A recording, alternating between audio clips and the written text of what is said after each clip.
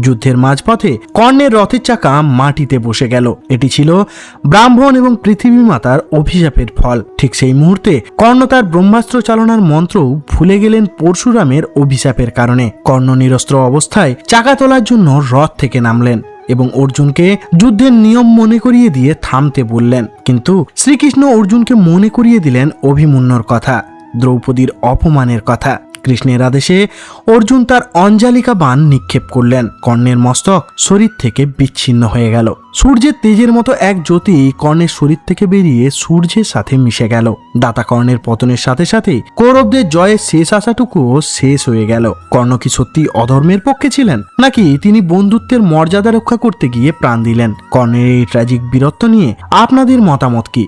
কমেন্টে জানান। পরের পর্বে দেখুন শল্যর পতন ও যুদ্ধের শেষ দিন।